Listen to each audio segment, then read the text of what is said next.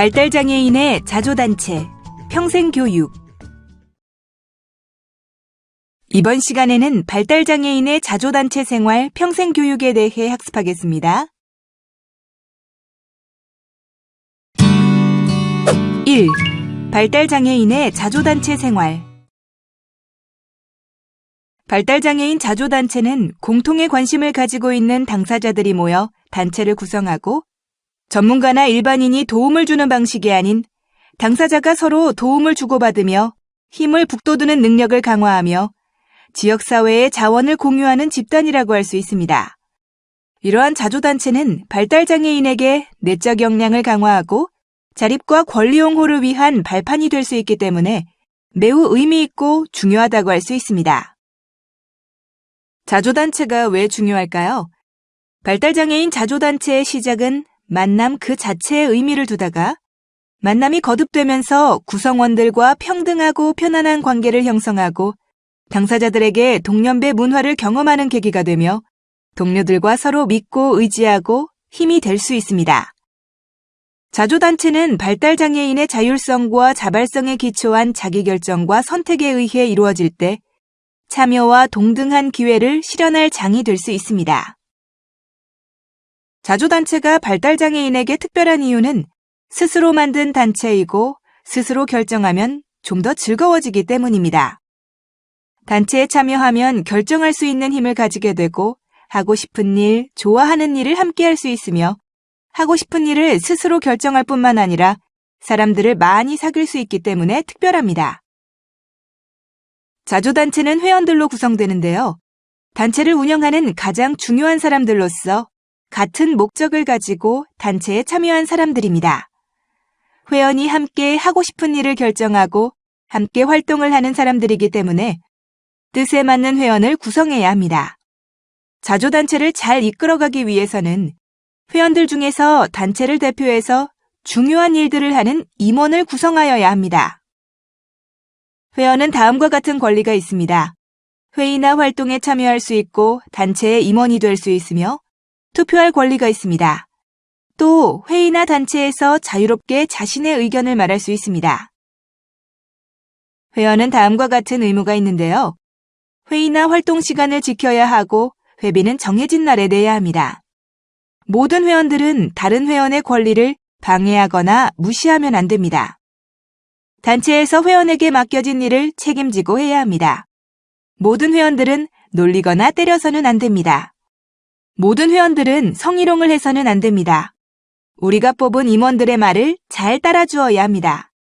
그리고 하고 싶은 일, 좋아하는 일을 함께 할 수 있습니다. 자조단체를 준비하려면 우선 구성원을 모집해야 합니다. 단체에 참여하는 구성원은 나이나 성별보다는 함께 생활하고 있는 동료, 학교를 함께 다닌 동창, 선배, 후배 등 서로 마음이 맞는다면 함께하는 것이 좋습니다. 단체에 참여하는 구성원은 자신이 원하는 단체에 가입해야 하며 자조단체의 목적, 단체 활동 내용, 회비, 모임 횟수 등의 회원 모집 관련 정보를 잘 알아보고 회원에 가입해야 합니다. 단체에 참여하는 목적이 있어야 오랫동안 함께할 수 있기 때문입니다. 지원자는 부모, 지원자, 전문가 등이 그 역할을 할 수 있는데요. 실제 현장에서는 사회복지사, 특수교사 등이 발달장애인 자조단체의 지원자로 활동하고 있으며 부모가 지원자로 활동하기도 합니다. 부모가 자조단체의 지원자로 활동하는 것도 좋지만 자녀가 자조단체에 잘 참여할 수 있도록 가정에서 든든한 지원자가 되어주는 것이 더 필요합니다. 자조단체를 처음 시작할 때에는 자녀가 좋아하는 일, 즐거운 일을 하는 단체에 참여하는 것이 좋습니다. 더불어 참여하는 단체의 구성원이 다 같이 활동을 하는 자조단체이면 더욱 좋습니다. 자조단체를 도와줄 지원자를 찾아 도움을 받을 수도 있는데요. 자조단체를 하면서 도움을 받아야 할 일들이 있을 수 있습니다. 이때 지원자는 회원들이 믿을 수 있는 사람이 좋고 회원들이 함께 결정할 수 있도록 하여야 하며 회원들이 원할 경우 언제든지 바꿀 수 있습니다.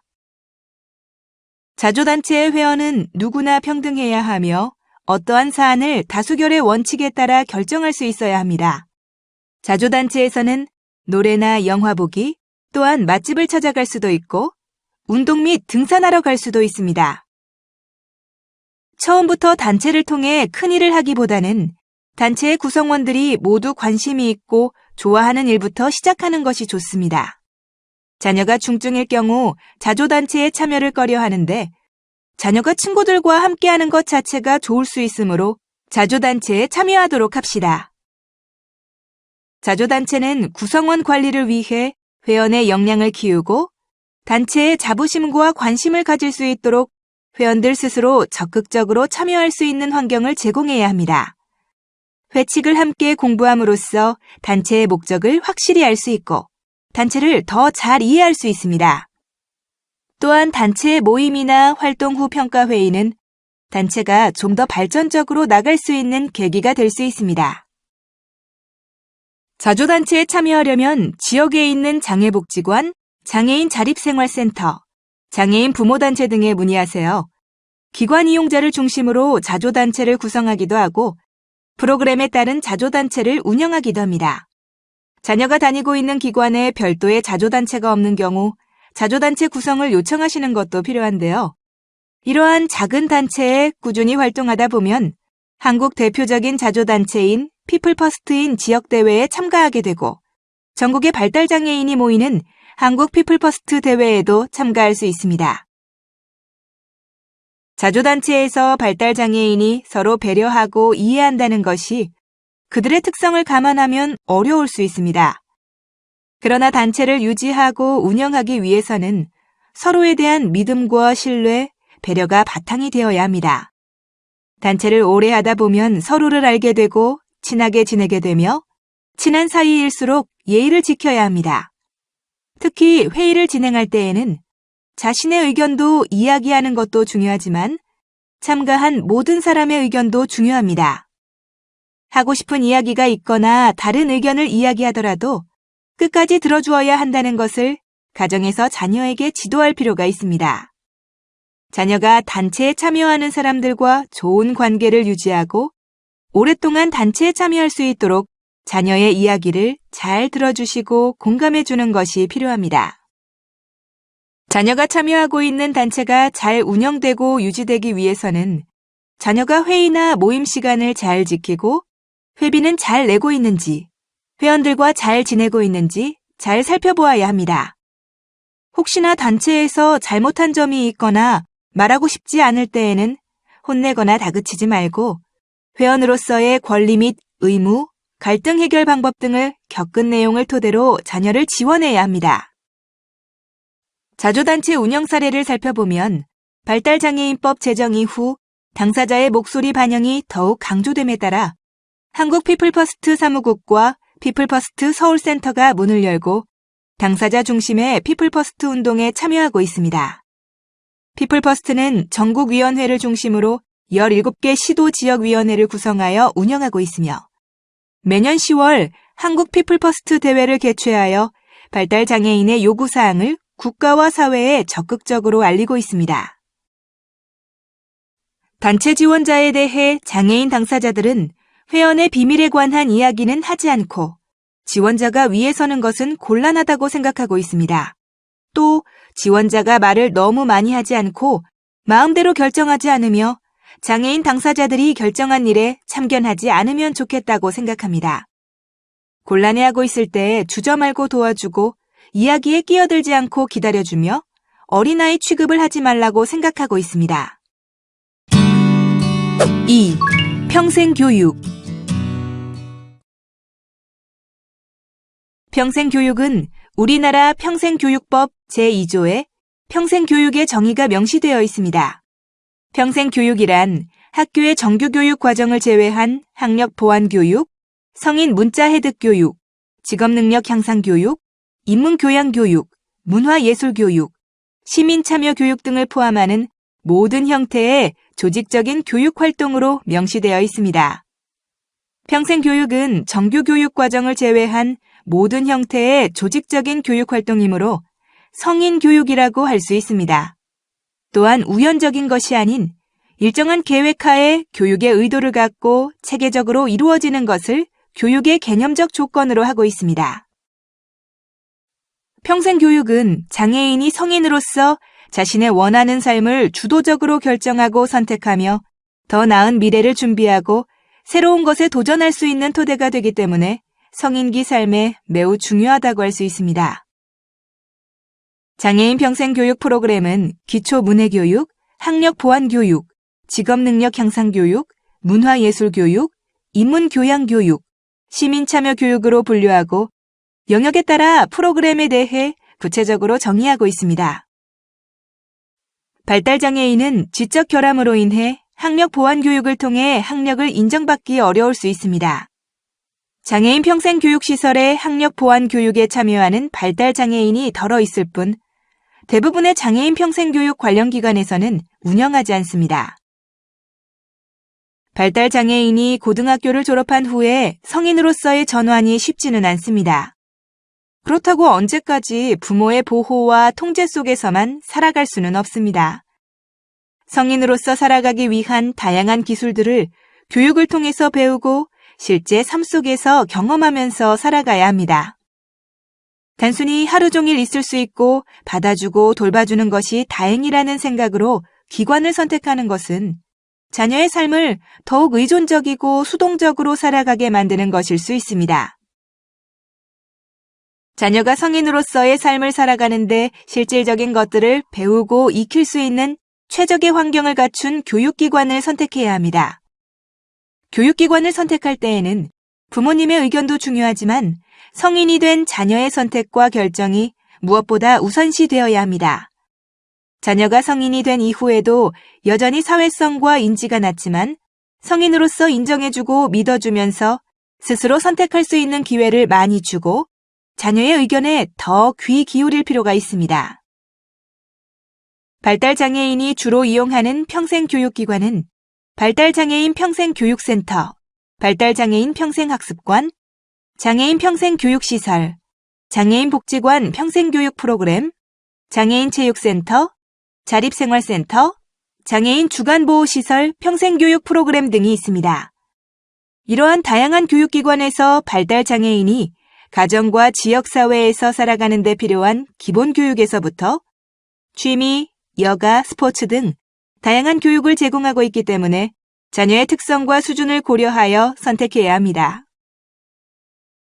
자녀의 특성과 요구에 따라 교육기관을 선택하기보다는 어릴 적부터 다니던 곳, 친구가 다니는 곳, 환경이 좋은 곳 등이라는 이유로 선택하지는 않았는지 점검할 필요가 있습니다. 이러한 고민과 선택을 할 때에는 부모의 의견도 중요하지만 자녀의 선택과 자기 결정이 우선되어야 합니다. 그럼 자녀의 특성과 수준에 맞는 교육기관을 살펴볼까요?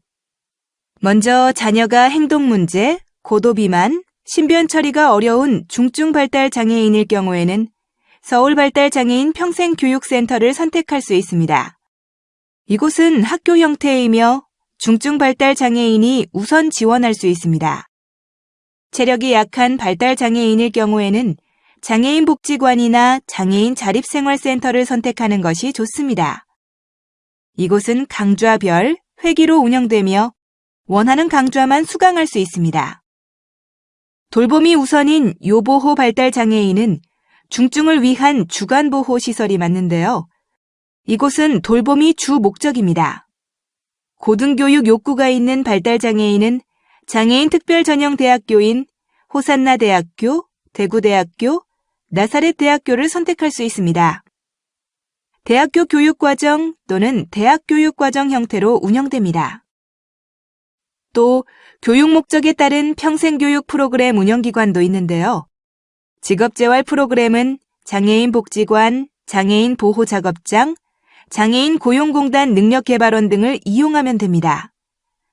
자립생활 능력 향상을 위해서는 발달장애인 평생교육센터, 장애인 복지관, 지적장애인 자립지원센터, 장애인 자립생활센터, 장애인 단체 등을 이용할 수 있으며 취미 여가 문화 프로그램은 발달장애인 평생교육센터, 장애인 복지관, 지적장애인 자립지원센터, 장애인 단체를, 체육 및 스포츠 프로그램은 발달장애인 평생교육센터, 장애인 복지관, 두빛날의 문화체육센터, 곰돌이 체육센터를 이용하면 됩니다. 권리 옹호와 관련해서는 지적장애인 자립지원센터, 장애인 자립생활센터, 발달장애인 자립생활센터를, 주간활동 서비스는 지역사회 통합시설과 주간활동 전담 제공기관을 이용하면 됩니다. 발달장애인 주간활동 서비스는 발달장애인 가족이 지역사회 내 주간활동 서비스 제공기관에 서비스를 신청하고 프로그램과 제공기관을 선택하면 제공기관에서 개인에게 적합한 서비스를 제공하는 것입니다. 서비스를 통해 의미 있고 가치 있는 낮 시간을 보낼 수 있는데요.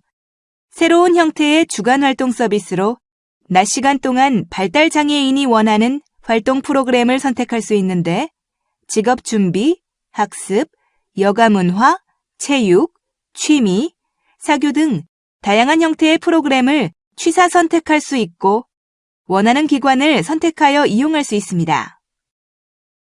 장애인 평생교육을 지원하는 우리나라 평생교육기관으로는 국가평생교육진흥원, 시도평생교육진흥원, 국가장애인 평생교육진흥센터가 있습니다.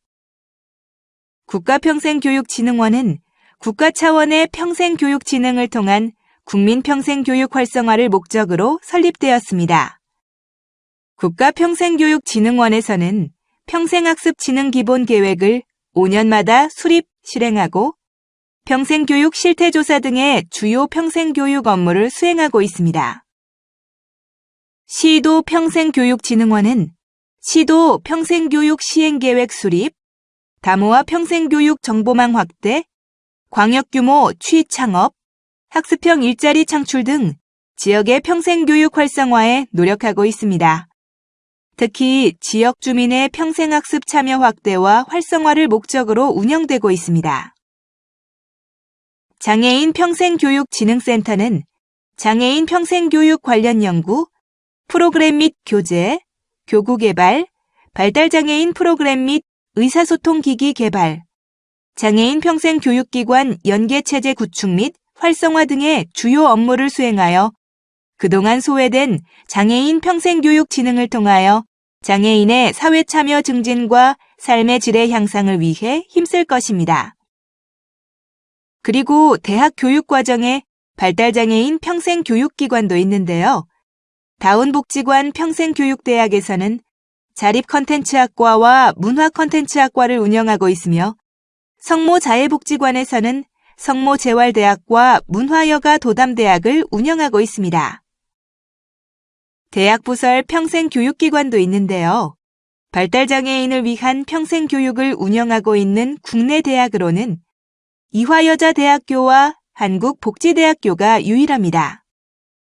교육과정은 전공과 교양과정으로 나누어 운영하고 있습니다.